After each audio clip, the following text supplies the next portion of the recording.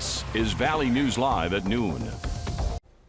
A blanket of haze continues to hang in the air today. The Pollution Control Agency says it's reaching a very unhealthy category and is especially hazardous to the elderly, children, and those with certain health conditions.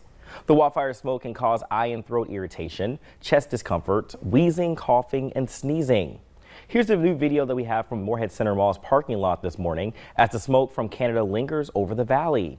Health experts say to limit your times outdoors.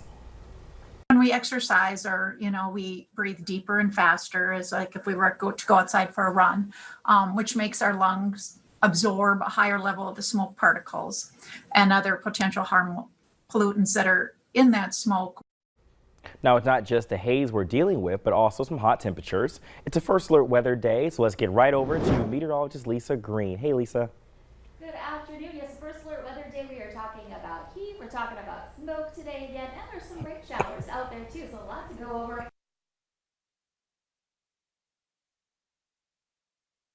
Reducing our visibility at times in the Grand Forks area, and that's an indication that you may have trouble with it as we continue on through the day. Our air quality index, here's some good news. We were in the very unhealthy category in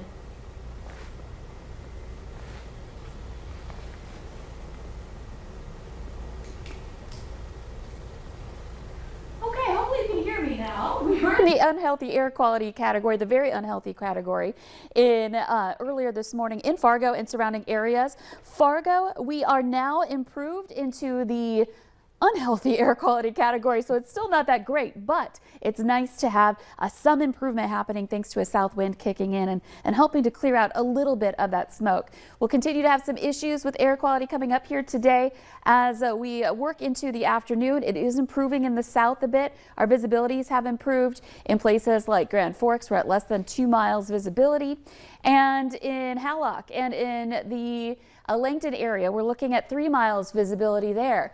Our radar satellite map showing some of those showers and thunder showers making their way through here this afternoon, especially in northwest Minnesota.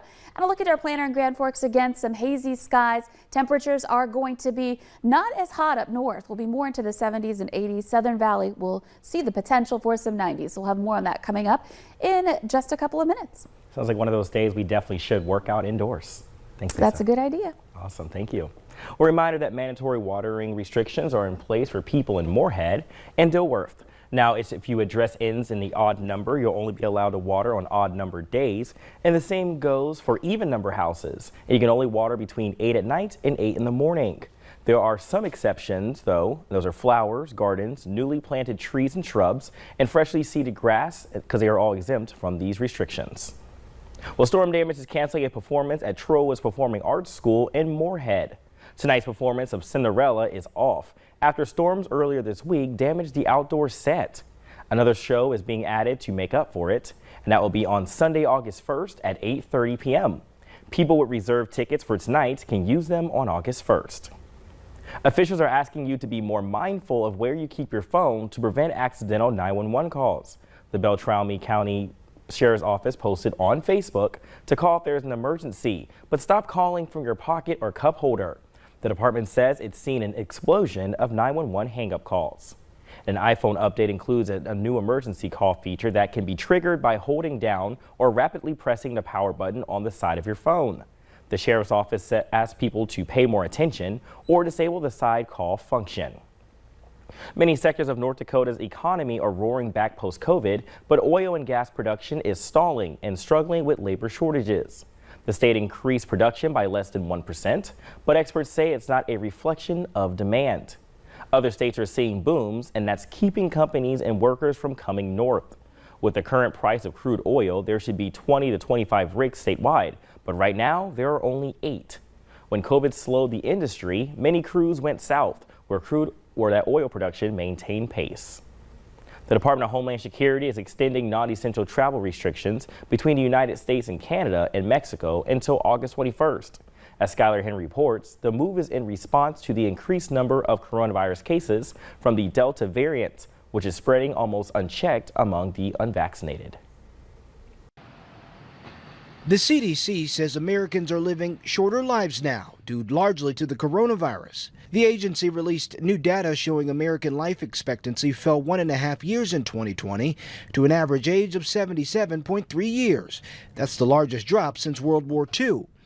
And now health experts say COVID deaths are on the rise again. Over the last week, we have averaged 239 deaths per day, an increase of nearly 48% over the prior week. The number of new COVID cases has tripled in the last month to more than 35,000 cases a day.